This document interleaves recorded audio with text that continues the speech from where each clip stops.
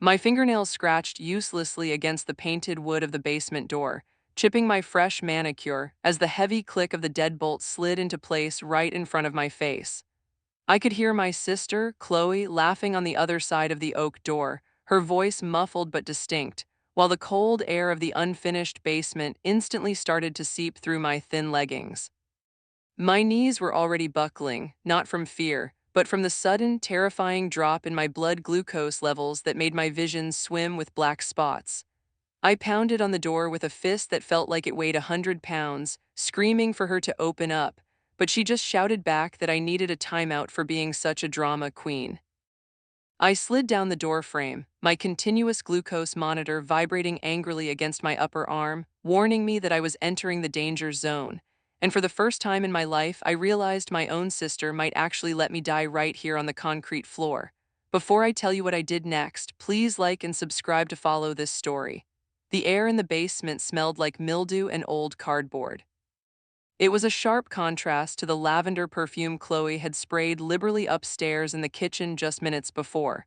I tried to stand up, but my legs felt like jelly. If you have never experienced a severe diabetic crash, it is hard to explain the sensation. It isn't just being hungry or tired. It feels like your soul is being pulled out of your body through your feet. Your brain stops working correctly, you sweat even if it is freezing cold. Your hands shake so bad you can't hold a pencil, let alone pick a lock. I looked at my wrist. My smart watch was synced to my monitor. The arrow was pointing straight down, 65, 60, 55. The numbers were dropping faster than I could process them. I needed sugar. I needed juice, a glucose tab, a piece of candy, anything. But my purse was upstairs on the granite island in the kitchen. It was sitting right next to Chloe's wine glass. Chloe, I screamed again, but my voice came out as a raspy croak. My throat felt tight. Please, my sugar is low, I'm not kidding. Stop faking, Sarah. Her voice came through the door, sharp and annoyed. I am so sick of you making everything about yourself. We are supposed to be cleaning Grandma's house, not playing nurse for you. You can come out when you promise to stop acting like a victim. I heard her footsteps retreat. The click of her heels on the hardwood floor grew fainter and fainter until there was silence. She was going back to the living room to probably turn up the music or call her fiancé. She actually left. She actually walked away. I rolled onto my side, pressing my cheek against the cold concrete. I had to think. I am 27 years old. I have a job in marketing. I have a cat named Oliver waiting for me at my apartment. I pay my taxes. I am a responsible adult. And yet, I was trapped in the dark by a 30-year-old woman who still acted like a high school bully. The basement was cluttered with Grandma's old things. We were there to settle the estate. Grandma had passed away 3 months ago, and Chloe and I were the executors. Well, Chloe was the lead executor because she was the oldest, a fact she mentioned about 5 times a day. I was just there to help sort through the junk, as she called it. My eyes adjusted to the dim light filtering in from a tiny, grime-covered window near the ceiling. It was too high to reach and too small to crawl through. I scanned the room, stacks of old newspapers, boxes of moth-eaten clothes. A broken rocking chair, nothing edible. Grandma didn't keep food down here. She was terrified of mice. My watch buzzed again, 45, urgent low. Panic started to set in, real panic. Not the kind where you are worried about being late for a meet. The kind where your body screams that systems are shutting down. My heart was pounding so hard I could hear it in my ears, a whooshing sound like the ocean. I dragged myself across the floor. My limbs felt heavy like I was moving through water. I remembered that sometimes Grandma kept old canning jars on the back shelves. Maybe there was something preserved, peaches, pears, anything with syrup. I reached the metal shelving unit in the corner. It was rusted and wobbly. I pulled myself up to a kneeling position, my breath coming in short, shallow gasps. I saw jars, lots of them, but they were filled with buttons, screws, and old coins, no food. I slumped back against the wall, tears hot and stinging in my eyes. I wasn't crying because I was sad. I was crying because my brain was starving for fuel and my emotions were haywire. I thought about the argument that started this. It was so stupid. I had told Chloe I needed to take a break for lunch because my levels were drifting down. She had snapped. She said I was just trying to get out of carrying the heavy boxes of books. She said I always used my diabetes as an excuse to be lazy. She grabbed my arm to pull me toward the stairs, telling me to get a box from the basement first. When I resisted, stumbling because of the dizziness, she shoved me through the open door and slammed it. It happened in seconds. Now the silence was heavy. I checked my watch again. 40. The screen was blurry. I knew I had to conserve energy. I couldn't scream anymore. I couldn't bang on the door. I had to hope that Mark, my boyfriend, would show up. He was supposed to meet us here at 5 o'clock to help load the moving truck. I tried to focus on the time. What time was it? My brain struggled to read the analog face on my watch. The hands looked like they were melting. I think it was around 2 in the afternoon. 3 hours. I couldn't last 3 hours at 40. I would have a seizure. I could go into a coma. I lay on the floor trying to control my breathing. I closed my eyes and tried to focus on something grounding. I thought about my apartment, my soft beige rug, the smell of my vanilla candles, the way Mark made coffee in the morning. I needed to stay awake. If I fell asleep, I might not wake up. Time became distorted. It felt like hours, but it might have only been 10 minutes. I heard footsteps above me again. Chloe, I whispered, it was barely a sound. Are you done pouting? Chloe's voice was right at the door again. I'm going to run to the store to get more trash bags. Do not make a mess down there. Chloe, help, I managed to say, sugar. Oh my God, give it a rest, she scoffed. You ate a bagel this morning. You are fine. I'll be back in 20 minutes. Think about your attitude. Then the front door slammed. The house went silent. She left the premises. She actually left the house. A wave of cold washed over me that had nothing to do with the temperature. This wasn't just sisterly meanness. This was negligence. This was dangerous. I knew I had to do something drastic. I looked at the window again. It was high, but there were boxes. If I could stack the boxes, maybe I could break the glass. It would make noise. Maybe a neighbor would hear. The nearest neighbor was Mrs. Higgins, but she was hard of hearing. Still, it was my only chance. I crawled toward the boxes of books. They were heavy. Normally, I could lift them easily. I go to the gym 3 times a week. I'm strong. But right now, lifting a hardcover book felt like lifting a cinder block. I pushed a box with my shoulder, gritting my teeth. I shoved another one next to it. I managed to make a small, unstable staircase. I climbed up, my legs shaking so violently the boxes wobbled beneath me. I grabbed a heavy brass candlestick holder I found in a box of knickknacks. I swung it at the window. The glass shattered. It wasn't a loud crash, just a tinkling sound. Cold, fresh air rushed in. Help! I yelled out the broken pane. Help me. I waited, a dog barked in the distance. A car drove by but didn't slow down. I slumped against the wall, sliding down from the boxes. The effort had drained the last of my reserves. My watch buzzed, low, just the word low. That means it is below 40, that means emergency. I curled into a ball on the floor. My thoughts started to fragment. I saw colors that weren't there. I remembered a birthday party from when I was 7. Chloe had blown out my candles. She always blew out my candles. I don't remember passing out. I just remember the darkness getting heavier, like a warm blanket I couldn't fight off. The next thing I remember is a chaotic noise, a loud crash, wood splintering, voices shouting, "Sarah, Sarah." It was a male voice, deep and terrified. Mark, I tried to open my eyes, but my eyelids were glued shut. I felt something cold and sweet being pressed against my gums. Gel, glucose gel. Come on, baby, swallow, please swallow. I choked, coughing, but the sweetness hit my tongue. It was the most amazing taste in the world. She's barely responsive, a stranger's voice said. Pulse is thready. She's a type 1 diabetic, Mark's voice was cracking. Her sister said she was in here. I had to kick the door down. I felt myself being lifted. I was floating. Then I was on a stretcher. The lights were too bright. I woke up in a hospital room. The steady beep of a monitor was the first thing I heard. It was a comforting rhythm, much better than the silence of the basement. I opened my eyes. Mark was sitting in the plastic chair next to the bed, his head in his hands. He looked exhausted. His tie was loosened and his shirt was wrinkled. Mark, I whispered. He shot up, his eyes wide. Sarah, oh thank God. He grabbed my hand and kissed it. You're awake, your levels are stable now, you're at 120. I squeezed his hand weakly. How long? You were out for a few hours, he said, his face hardening. The doctor said it was close, Sarah, really close, if I hadn't come early to surprise you. He trailed off, looking angry. Where is she? I asked. I didn't have to say her name. She's in the waiting room, Mark said, his jaw tight. She's crying. She told the doctors it was an accident. She said the door got stuck and she didn't know you were in trouble. I closed my eyes. The lie was so smooth. It was the same thing she did when we were kids. She would break a lamp and tell our mom I tripped into it, but we weren't kids anymore. This wasn't a lamp, this was my life. Get my phone, I said. My voice was stronger now. The IV dextrose was doing its job. Mark handed me my phone from the side table. Why? I need to show you something, I said. I opened my Dexcom app, the app that tracks my blood sugar. It stores everything. Every minute, every drop, every spike. It also records events if you input them, but more importantly, the graph tells a story that cannot be lied about. I scrolled back to the afternoon. The line was a steep cliff dropping into the red. It stayed in the red for 45 minutes before the signal was lost when the paramedics took over. But that wasn't the only evidence. Mark, I said, did she say she didn't know I was in trouble? Yeah, she said she thought you were just cleaning and she went to the store. She said she had no idea you were low. I unlocked my phone and went to my text messages. I had tried to send a text right before the signal failed in the basement. It hadn't gone through then, but it had sent when I got to the hospital and my phone reconnected to a network. But I didn't need that. I needed the logs.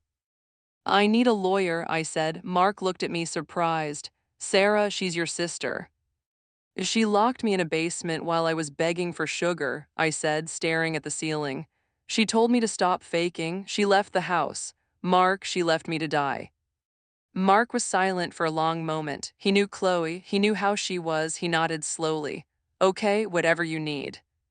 The next few weeks were a blur of recovery and legal meetings. Chloe tried to visit me 3 times. I had the nurses turn her away. She sent flowers. She sent long, rambling text messages saying I was blowing things out of proportion, that it was just a prank gone wrong, that she was sorry but I shouldn't ruin the family over a mistake. Our parents were torn. My mom cried on the phone, asking me to just forgive her. Oh, she's your sister, Mom said. She didn't mean it. But I had the logs, and I had the memory of her laughing on the other side of the door. I filed charges, assault, reckless endangerment. And because she was the executor of the estate and had a duty of care while we were on the property, there was a civil aspect to it too regarding the inheritance she was trying to control. The court date arrived 4 months later. I wore a navy blue suit. I wore my hair in a low bun. I wanted to look like the serious, capable woman I was, not the drama queen Chloe always painted me to be.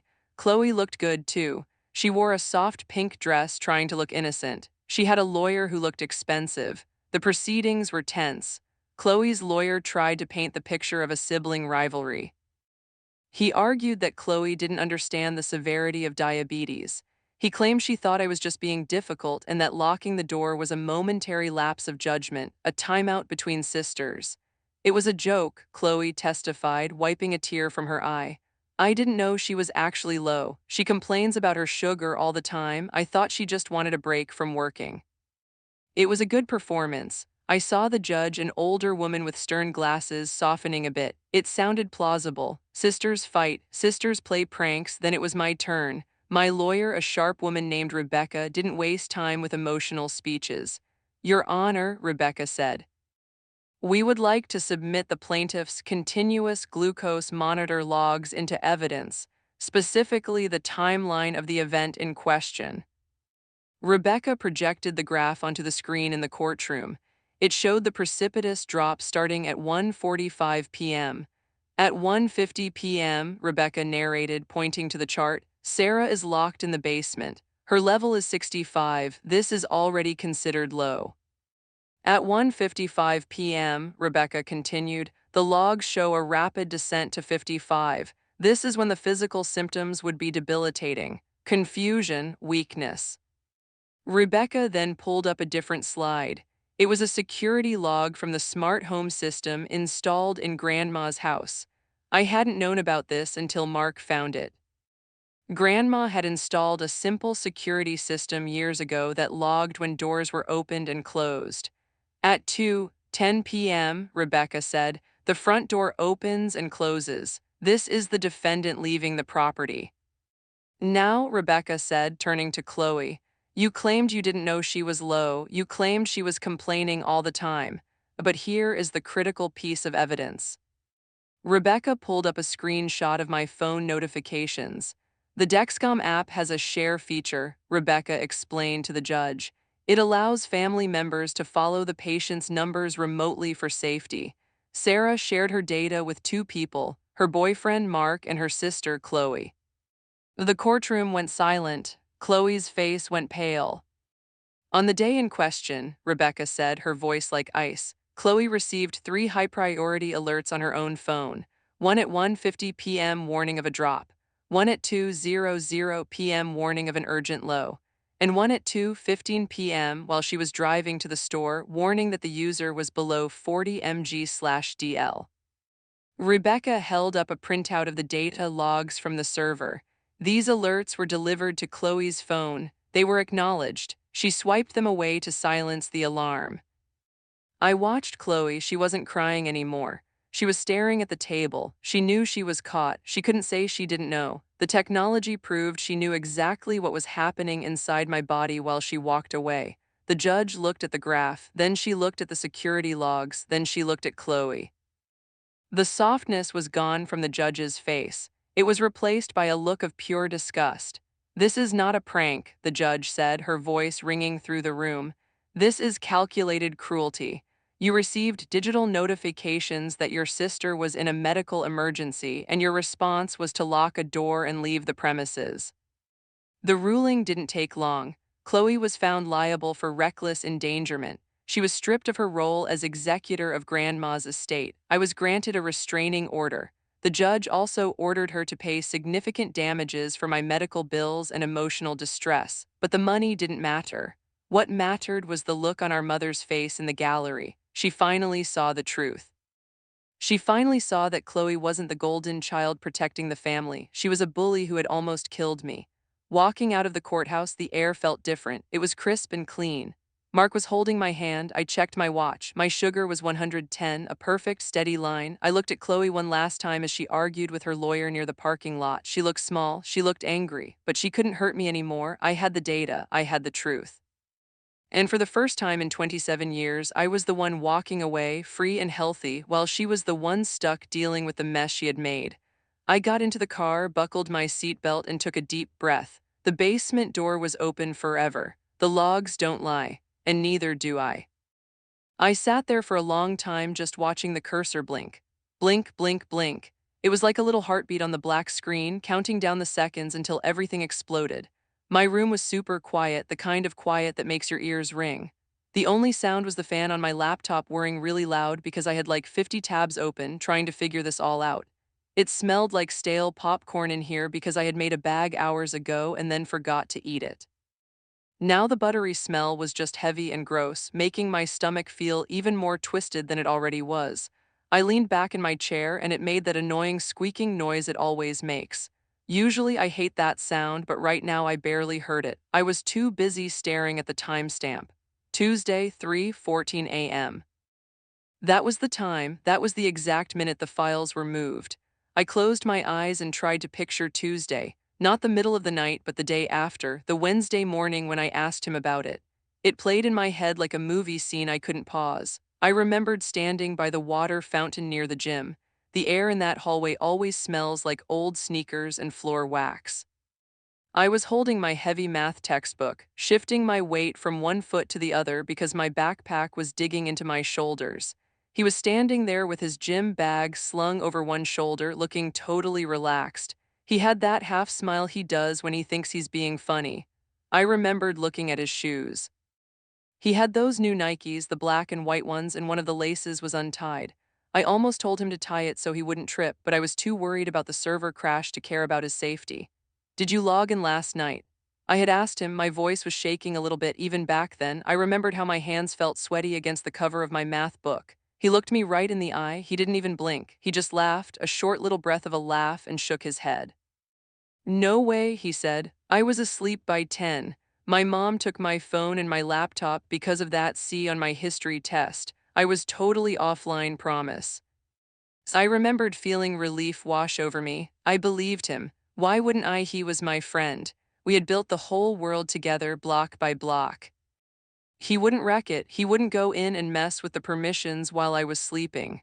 "Okay," I had said, smiling back at him. "It must have been a glitch then. I'll figure it out." "Yeah, probably just a glitch," he said. Then he reached out and punched me lightly on the arm, just a friendly tap. Don't stress so much, it's just a game. Then the bell rang, that loud, screeching buzz that makes everyone jump, and he turned around and walked into the locker room. I watched him go, feeling bad that I had even suspected him for a second. I opened my eyes and looked back at the screen. The blue light from the monitor was the only light in my room now. It made my skin look pale and ghostly in the reflection. Just a glitch, I whispered to the empty room, but the log said 3:14 a.m. And the IP address wasn't a glitch, it was his. I had checked it 3 times. I even compared it to the time he logged in from his house last week to show me his new skin. It was a perfect match. My chest felt tight, like someone was sitting on it. It wasn't just that he did it. It was that he stood there by the water fountain, smelling like body spray and gym clothes, and lied to my face without even looking guilty. He made me feel stupid for asking. He made me feel crazy for stressing out. I reached for my phone on the desk. The screen was dark. I tapped it and the time glowed, 11:42 p.m. I unlocked it and opened our chat. The last message was from him, sent 3 hours ago. Did you fix the server yet? Lol. The lol made me want to throw my phone across the room. He was mocking me. He knew exactly why the server was broken because he was the one who broke it. He was probably waiting for me to give up so he could swoop in and fix it, or maybe he just wanted to see if I was smart enough to catch him. I started typing. My thumbs were moving so fast they were practically blurry. I know what you did. I stared at the words. They looked scary. If I sent that, there was no going back. It would be a real fight. Not a dumb argument about who forgot to do their part of the group project, but a real friendship-ending fight. I deleted it. Then I typed, "Why were you up at 3 a.m. on Tuesday?" I deleted that too. It sounded too desperate. I needed to be smarter. He thought I was just some girl who liked building houses and didn't know how the backend worked. He thought I wouldn't check the raw data logs. He underestimated me. That was his biggest mistake. I put the phone down and turned back to the computer. I needed more than just a timestamp. If I was going to confront him, I needed to know exactly what he changed. The timestamp only told me when he was there. I needed to see the damage. I started scrolling down the lines of code and command history. It was like reading a different language, but I was getting better at it. I looked for the command lines that started with his user ID. There. Set permission, admin, delete region, 0 to 500,500. Spawn item, TNT. My hand flew to my mouth. He didn't just change some settings. He had spawned TNT. He was planning to blow it up. Or maybe he already had, and that's why the chunk wouldn't load. He had deleted the spawn region. That was where we built the castle, the one we spent all of winter break working on, the one where we put signs up with all our inside jokes. I felt tears prick the corners of my eyes, hot and stinging. It was so mean, it was so specifically mean. Why would he do that? We were a team. Suddenly, a notification popped up in the corner of my screen, a little purple box. User 77 has joined the lobby. My heart stopped. He was online, right now. I froze. My mouse hand was hovering over the trackpad, trembling just a tiny bit. He was logging into the broken server. He probably thought I was asleep. It was almost midnight on a school night after all. I watched the text scroll on the side of the console window.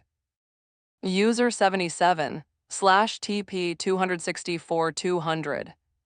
He was teleporting to the castle coordinates, or where the castle used to be. I had a choice. I could ban him right now. I could type one command and kick him out forever. It would feel so good. It would be instant justice. But then he would just text me and ask what happened. He would play dumb again. He would say it was a mistake or his little brother got on his computer. He would lie, and I would have no way to prove he was lying except these logs, which he would say were wrong.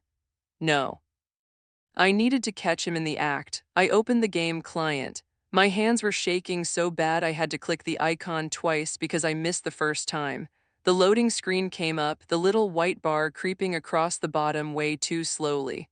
Come on, I thought. The music started playing, that calm piano music that usually makes me feel relaxed. Tonight it sounded creepy. It sounded like the music in a horror movie right before the monster jumps out. I clicked multiplayer.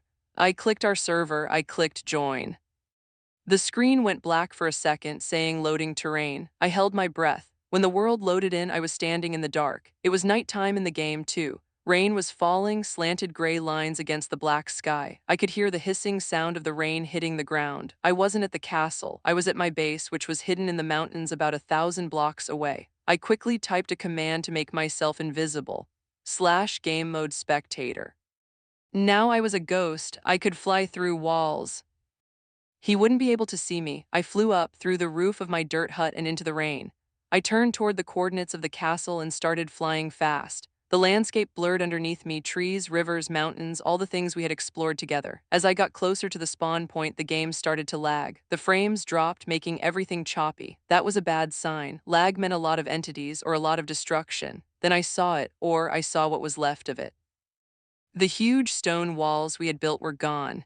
There was just a massive crater, jagged and ugly, going all the way down to the bedrock. The rain was falling into the hole, disappearing into the void at the bottom. Floating in the middle of the air, right above the destruction, was his character. He was just hovering there in creative mode.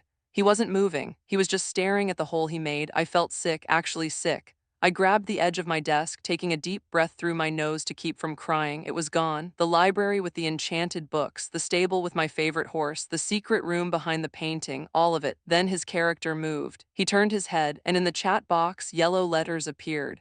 User 77, I know you're watching. I gasped, pulling my hands away from the keyboard like it was hot. How did he know? I was in spectator mode. I wasn't on the tab list. I was invisible. Another message popped up. User 77, you always check the logs. My blood ran cold. He wasn't just lying to me. He was playing with me. He wanted me to see this. He wanted me to find the timestamp. He wanted me to come here and see the crater. The phone on my desk buzzed again, vibrating against the wood with a harsh brrr. I looked at it. It was a picture message from him. I picked it up, my fingers numb. I opened the message. It was a photo taken from inside his room. I could see his computer screen in the background with the game open, but in the foreground, he was holding a piece of paper up to the camera. On the paper, written in red marker, it said, "Check your mailbox." I stared at the picture. My room felt suddenly very large and very empty. The darkness in the corners seemed to stretch out. My mailbox, like my physical mailbox, outside my house. It was almost midnight. My parents were asleep down the hall. If I went outside, the alarm might beep, but if I didn't go, I looked back at the screen. His character was still hovering over the crater, spinning slowly in circles. User 77, tick-tock. I threw my headset off. It clattered onto the desk. I pushed my chair back and stood up. My legs felt wobbly like I had just gotten off a roller coaster. I walked to my bedroom window and peered through the blinds. The street was dark. The street lamp 2 houses down was flickering, casting long, jumping shadows on the sidewalk. I couldn't see the mailbox from here. It was blocked by the big oak tree in the front yard. I had to go down there. I crept to my door and opened it slowly. The hallway was pitch black. I could hear my dad snoring softly from his room. The floorboards in the hall are super creaky, so I had to walk on the very edges, right by the wall where the wood is stronger. Step, pause. I made it to the stairs. I went down them one by one, skipping the third step because that one sounds like a gunshot if you step on it wrong. The house made settling noises, ticks, and pops that made my heart hammer against my ribs. I got to the front door. The little red light on the alarm pad was glowing. I punched in the code, my birthday, and the light turned green. I turned the deadbolt. Click. It sounded so loud in the silence. I opened the door and the cold night air hit me in the face. It smelled like rain and wet asphalt. The wind was blowing through the trees, making the leaves rustle like whispering voices. I stepped out onto the porch in my socks. The concrete was freezing. I wrapped my arms around myself and walked down the path to the mailbox. It looked like a little metal tombstone out of the driveway. I reached out, my hand shaking, and pulled the metal flap down. It squeaked. I reached inside. It was empty. I felt around. Nothing, just cold metal. I stood up straight, confused. Was this another joke? Was he watching me from somewhere? I looked around the dark street. "Hello," I whispered. Then my phone buzzed in my pocket. I jumped about a foot in the air. I pulled it out, new message from him, look under it. I looked at the mailbox again. I crouched down, my knees touching the wet grass. I felt underneath the metal box. There was something taped there. I peeled it off. It was a small, hard object. I held it up to the light of the street lamp to see what it was. It was a USB drive, a silver one. I recognized it immediately. It was mine. I had lost this 3 months ago. It had all my old photos on it. My diary entries from 6th grade, stuff I never wanted anyone to see. How did he have it? I stood up, clutching the drive in my fist so hard it hurt. The wind blew harder, pushing my hair into my face. I looked down the street, but there was no one there, just empty cars and dark houses. I ran back inside. I locked the door, reset the alarm, and sprinted up the stairs, forgetting to be quiet. I didn't care if I woke my parents up anymore. I felt exposed. I burst into my room and sat back down at the computer. I plugged the USB drive into the side of my laptop. A window popped up, removable disk E. There was only one file on it, a text document named README I double-clicked it. The notepad opened. It wasn't my diary, it wasn't my photos, it was a list. 1, the server crash. 2, the missing math homework. 3, the rumors about Sarah. 4, the locker combination. I stared at the list. These were all bad things that had happened in the last month.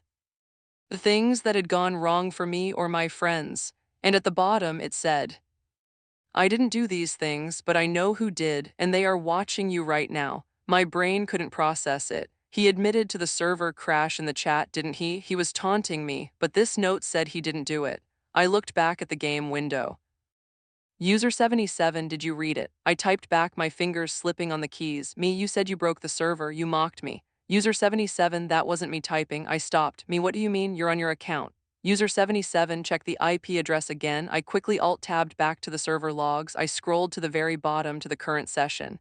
User 77 was online. I looked at the IP address. It wasn't his house. It wasn't the library, it wasn't the school. I recognized the numbers. I knew these numbers by heart because I saw them every single day. It was my IP address. The call was coming from inside the house. I spun around in my chair, expecting to see someone standing behind me in the shadows of my room, but there was no one. Just my bed, my messy bookshelf, the poster of the band I liked on the wall. If the connection was coming from my house, that meant someone was on my network. My eyes went to the vent on the ceiling, then to the closet door, which was cracked open just a tiny sliver. I swallowed hard. Is anyone there? I asked. My voice sounded tiny, no answer. I looked back at the screen. User 77, run. The lights in my room flickered, once, twice. Then they went out completely. Now the only light was the computer screen, and on the screen the Minecraft character, User 77, was no longer hovering over the crater. He was gone, and in the chat a new message appeared in red text. Admin found you. The cursor blinked next to those two words, just a steady, rhythmic pulsing line. Blink, blink, blink. It was like a heartbeat, but not mine. My heartbeat was hammering against my ribs so hard I thought it might actually bruise the skin. Found you, I didn't breathe, I couldn't. The air in my bedroom suddenly felt too thick, like I was trying to inhale syrup. I stared at the screen until my eyes started to water, waiting for him to say something else, waiting for an address or a picture of my house. But nothing came, just the words sitting there in that ugly, blocky font. I slammed the laptop shut. The sound was loud, like a gunshot in the quiet house. I jumped, pulling my hands back as if the plastic case had burned me. Now the room was dark, lit only by the street lamp outside filtering through my blinds. The sudden darkness made it worse. Before, the blue light was creepy, but at least I could see the corners of my room. Now the shadows under my desk and behind the closet door looked deep and heavy. I pushed my chair back, the wheels catching on the edge of the rug. I needed to get away from the desk. I scrambled backward until my back hit the bed frame. I pulled my knees up to my chest and wrapped my arms around them, squeezing tight. Found you? What did that mean? Did he mean he found my IP address? People in movies always talk about that. Or did he mean he knew who I was? Or did he mean he was physically here? I looked at the window. The blinds were down, but the slats were slightly open. I usually liked leaving them that way so the moonlight could come in. Now I wished I had blackout curtains. I wished I had steel shutters. I imagined a face pressing up against the glass, trying to peek through the little gaps in the plastic. A creak from the hallway made my entire body stiffen. It was a slow, groaning sound, the one the third floorboard always makes when you step on it right in the center. Someone was outside my door. My eyes darted to the handle. It was gold and brassy, and I watched it specifically, waiting to see if it would turn. If it turned slowly, I knew I was going to scream. I opened my mouth, ready to yell for my dad, ready to make as much noise as possible. Knock, knock, honey, you still up? The breath whooshed out of me so fast I almost got dizzy. It was just Dad. I swallowed hard, trying to wet my throat because it felt like sandpaper. Yeah, I croaked. My voice sounded awful, shaky, and weak. I cleared my throat and tried again, louder this time. Yeah, Dad, I'm finishing a project. The doorknob turned and the door pushed open a few inches. The hallway light poured in, cutting a sharp yellow triangle across my carpet. I squinted against the brightness. Dad stood there wearing his old gray t-shirt with the holes in the collar and holding a glass of water. He looked so normal. He looked so safe. "It's late, kiddo," he said, leaning against the door frame. He looked at my desk, then at the closed laptop, then at me sitting on the floor with my knees tucked under my chin. "Everything okay? You look like you saw a ghost." I wanted to tell him. The urge to just point at the computer and say, look what happened, helped me was so strong it made my stomach hurt. But then I thought about what was on that screen. The chat logs, the things I had said, the fact that I was on a site I wasn't supposed to be on, talking to people I wasn't supposed to talk to. If I told him, I'd lose everything. The internet, my phone, his trust, and maybe he wouldn't even understand. He'd probably just say it was a prank and tell me to go to sleep. "I'm fine," I lied, "just studying for the history test. The dates are confusing, it's stressing me out." Dad smiled, that soft, tired smile he always had late at night. "Don't worry too much. You always do fine, just don't stay up all night, okay? Your brain needs sleep to remember all those dates." Okay," I said. "Good night, Dad." "Oh, night." He pulled the door shut until it clicked. The yellow triangle vanished and I was back in the dark. I listened to his footsteps fade down the hall. I heard his bedroom door close. The house settled into silence again. Usually the house noises were comforting. The refrigerator humming downstairs, the water pipes clanking when the heat turned on. But tonight every sound was a threat. The refrigerator sounded like a low growl. The pipes sounded like footsteps. I looked back at the laptop. It was just a piece of metal and plastic. It shouldn't be scary, but I felt like there was a monster trapped inside it waiting for me to lift the lid. I had to check. I had to know if he sent anything else. What if he sent a time or a threat? Ignoring it felt more dangerous than looking. If I knew what he was saying, maybe I could prepare. I crawled back toward the desk on my hands and knees. The carpet felt rough against my palms. I reached up and touched the cool metal of the laptop lid. My fingers were shaking so bad I could barely get a grip on the edge. I took a deep breath, holding it in my lungs until my chest burned, and flipped it open. The screen woke up instantly. The white light blinded me for a second. The chat window was still there. "Admin found you," but underneath it there was something new. A new line of text had appeared while the lid was closed. "Admin, nice yellow shirt." I froze. I looked down at my chest. I was wearing my yellow oversized band t-shirt. The one I put on right after I got home from school today.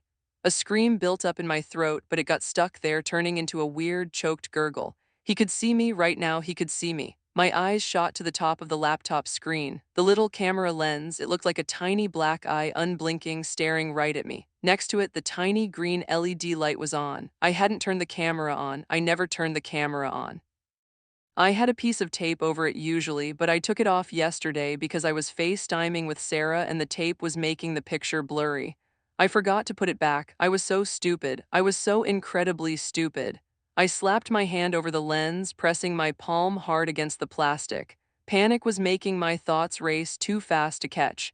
He was watching. He had been watching the whole time. Did he see me talking to my dad? Did he see me cowering on the floor? With my other hand, I fumbled for the power cord. I yanked it out of the wall, then I held the power button down. The screen went black. The little green light finally died. I sat there in the dark, my hand still pressed over the camera lens, panting like I'd just run a mile. He knew what I was wearing. That meant he wasn't just guessing. He wasn't just some bot.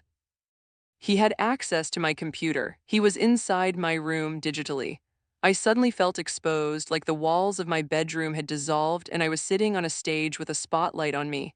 I scrambled up from the chair and ran to the window. I grabbed the cords for the blinds and yanked them. The slats snapped shut tight. Then I grabbed my curtains and pulled them together, making sure there wasn't even a sliver of glass showing. I backed away to the center of the room. What do I do? What do I do? I remembered a day back in 5th grade. It was a rainy Tuesday and we were all stuck inside for recess.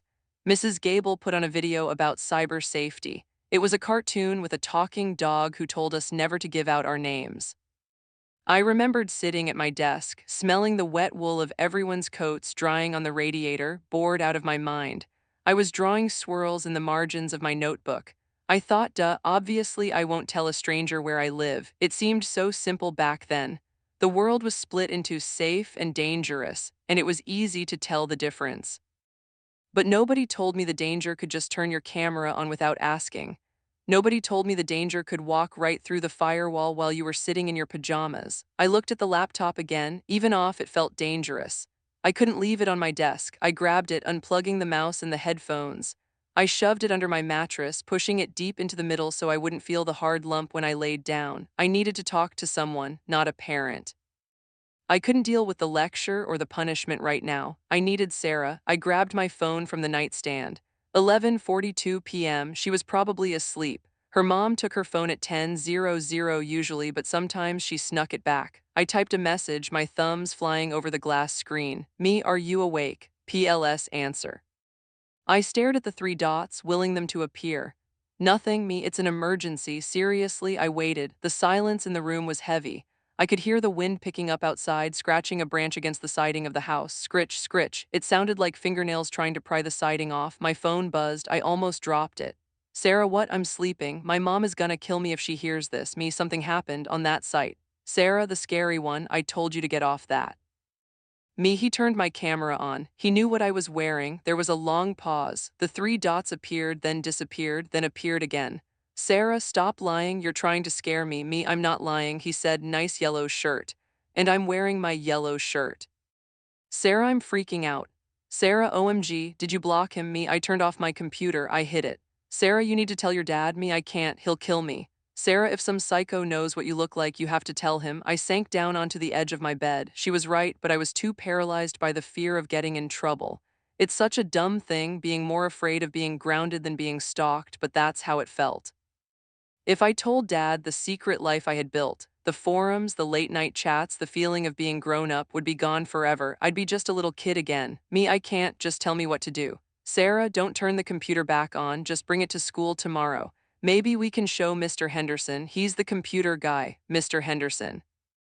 The tech teacher, he smelled like old coffee and always had chalk dust on his pants, but he knew everything about computers. Maybe he could trace the guy, maybe he could fix it without my parents knowing. Me, okay, I'll bring it. I'm scared to sleep. Sarah, lock your window. I looked at the window. The curtains were drawn, but was it locked? I rushed over and pulled the curtain back just an inch. I checked the latch. It was clicked into place. Me, it's locked. Sarah, K, I have to go. My mom just got up to use the bathroom. See you tomorrow. Be careful. She was gone. I was alone again. I lay down on my bed, but I didn't get under the covers. I stayed on top of the quilt, fully dressed in my yellow shirt and jeans. I felt like if I got comfortable, I was letting my guard down. I stared at the ceiling. There was a water stain up there shaped like a rabbit. I had stared at that rabbit 1,000 times since I was a baby. It used to be funny, now it just looked like a shadow. I closed my eyes, but the image of the chat box was burned into my eyelids. Nice yellow shirt. How long had he been watching? I thought back to earlier in the evening. I had been doing homework for an hour. Before that, I changed clothes. A cold wave of nausea washed over me. I had changed in this room. With the laptop open on my desk. No, I whispered to the empty room, please no. I rolled over and buried my face in the pillow. The fabric smelled like lavender detergent, a smell that reminded me of Sunday mornings and pancakes. It clashed so hard with the terror in my gut. I tried to convince myself that maybe the camera light only turned on when he typed that message. Maybe he just hacked in right then, but I knew that wasn't how it worked. If he could control the hardware, he could control the light. He could have been recording for hours, days, weeks with the light off, every private moment, every time I danced around my room to music, every time I cried over a bad grade, every time I changed. I felt dirty. I felt like there was slime all over my skin that I couldn't wash off. I lay there for hours. The digital clock on my nightstand ticked the minutes away. 1:00 a.m., 2:15 a.m., 3:30 a.m. My eyes felt gritty and heavy, but every time I started to drift off, a noise would snap me awake. The house settling. A car driving by outside, its headlights sweeping across my curtains like searchlights. Eventually, the sky outside started to turn that dull, bruised purple color that happens right before dawn. The birds started chirping. Usually, I hated waking up for school, but today the morning light felt like a rescue. The shadows in the corners finally dissolved. I got up, my body stiff and aching from sleeping, curled up in a ball. I quickly changed out of the yellow shirt, throwing it into the bottom of my hamper. I never wanted to see it again. I put on a thick gray hoodie even though it was warm outside. I wanted layers. I wanted armor. I reached under the mattress and pulled out the laptop. It felt cold. I shoved it into my backpack, buried under my history textbook and my gym clothes. I went downstairs. The kitchen was bright and smelled like toast. Mom was standing at the counter, buttering a slice of bread. Dad was drinking coffee and reading the news on his tablet. It was so painfully normal. Morning, sleepyhead, Mom said, not looking up. You're up early. Couldn't sleep, I mumbled, grabbing a granola bar. I couldn't sit down. I couldn't eat breakfast with them, acting like everything was fine. I felt like I was vibrating. You look pale, Dad said, lowering his tablet. He squinted at me. You feel sick. Just tired. I'm gonna go early. I want to ask a teacher something about the homework. Okay, Mom said. Have a good day. Love you. Love you too. The words felt like a lie because I was keeping such a big secret from them. I walked to the bus stop. The air was crisp and the dew was still wet on the grass. I kept looking over my shoulder. Every car that passed slowly made me tense up. Was that him, the guy in the blue sedan, the delivery truck? When I got to school, the noise of the hallway hit me. Slamming lockers, people shouting, sneakers squeaking on the tile. It was chaotic, but for the first time ever, I liked the crowd. It's hard to get kidnapped in a crowded hallway. I found Sarah by her locker. She looked tired too. Did you bring it? She whispered, leaning in close so Heather from math class wouldn't hear. I nodded, patting my backpack. It's in here. We have tech period third. We'll ask Henderson then. First and second period were a blur. I sat in English class, staring at the whiteboard, but the words nice yellow shirt kept floating over the teacher's handwriting. I didn't hear a word she said about the outsiders. I just kept gripping the strap of my backpack, which was sitting between my feet. I was terrified someone would kick it or steal it. Finally, the bell rang for third period. We walked to the computer lab. It was in the basement of the school, a room with no windows and a constant hum from the server racks in the corner. Mr. Henderson was at his desk, eating a sandwich. Mr. Henderson, I asked. My voice was small. He looked up, wiping crumbs from his beard. Yeah, what's up, ladies? Class doesn't start for 5 minutes. It's about my laptop, I said. I swung the bag off my shoulder and unzipped it. I pulled the computer out. It looked harmless here under the fluorescent school lights. Hardware issue, screen cracked. He asked, bored. No, Sarah said, stepping in for me. She thinks she has a virus, a bad one, someone hacked her camera. Mr. Henderson stopped chewing. His expression changed from bored to serious. He put the sandwich down. Hacked your camera, why do you think that? He sent me a message, I whispered. He told me what I was wearing. Mr. Henderson stood up. He wasn't the goofy tech teacher anymore. He looked like an adult who knew things. Put it on the desk, don't turn it on. I placed it on the gray laminate desk. Did you respond? He asked. No, I unplugged it. Oh, good, smart. He pulled a pair of latex gloves out of a drawer. Why did he have those? And put them on. It made the whole thing feel like a crime scene. I'm going to boot it in safe mode. I want to see the logs. You two sit there. He pointed to two chairs. We sat. Other kids were starting to file into the room, loud and laughing, but Mr. Henderson waved them off. Go to your stations. Quiet work today, no talking. He plugged my laptop into a special box on his desk, not directly into the wall. Then he opened the lid. I flinched. I expected the face to be there. I expected the voice. But the screen just showed the normal boot-up logo. Mr. Henderson's fingers flew across the keyboard, typing commands I didn't understand.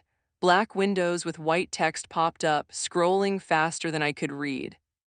I see it, he muttered after a few minutes. Nasty piece of work, remote access Trojan, old school but effective. Can you fix it? I asked. He didn't answer right away. He leaned closer to the screen. Wait.